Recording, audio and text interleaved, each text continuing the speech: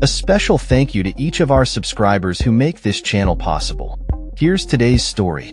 In a remarkable display of political dissent, independent Senator Lidia Thorpe confronted King Charles during his inaugural visit to Australia, demanding recognition for Indigenous rights and a treaty with First Nations people. The incident unfolded at Parliament House in Canberra as the King addressed members of Parliament, marking a significant moment in his 5-day tour of Australia with Queen Camilla. Thorpe, an outspoken advocate for Indigenous rights and the first Indigenous senator from Victoria, shouted, "This is not your country. You committed genocide against our people. Give us our land back."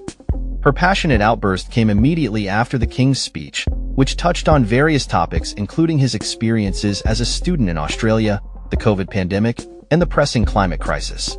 As she was escorted out by security, Thorpe continued to voice her outrage, asserting, "You are not my king.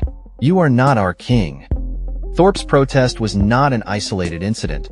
It was part of a broader movement among Indigenous Australians who have long called for a treaty and recognition of their rights.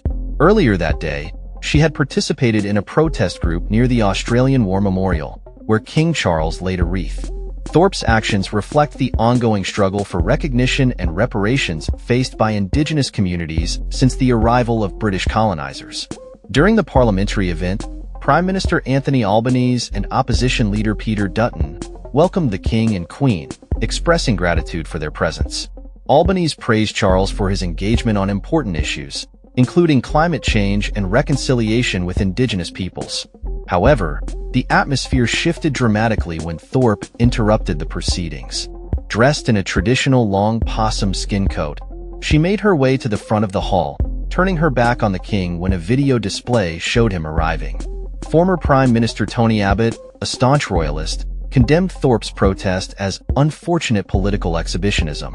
In contrast, businessman Dick Smith defended her actions, highlighting the democratic right to protest in Australia.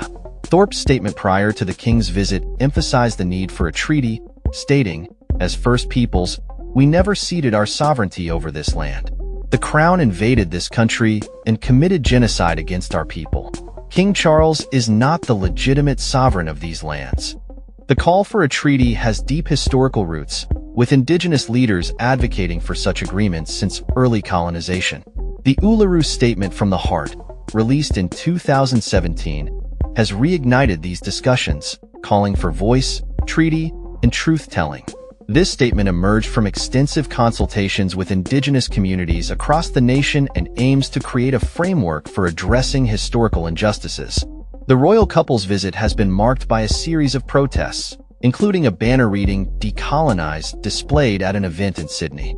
The Australian government has faced criticism for its slow progress on treaty negotiations, with some states and territories beginning their own processes, while federal discussions remain stagnant. As King Charles engaged with the public during his visit, he was met with mixed reactions. While some Australians expressed excitement at meeting the royals, others voiced their dissent, underscoring the complex relationship between Indigenous peoples and the monarchy. Amidst the backdrop of Thorpe's protest, discussions around Australia's constitutional future continue to gain momentum. Prime Minister Albanese has long advocated for a referendum on breaking ties with the British monarchy and establishing Australia as a republic. However, plans for such a referendum were put on hold after a previous proposal to grant greater political rights to Indigenous Australians was overwhelmingly rejected by voters last year. As the King concluded his visit, the events at Parliament House served as a stark reminder of the ongoing struggles faced by Indigenous Australians and the urgent need for dialogue and reconciliation.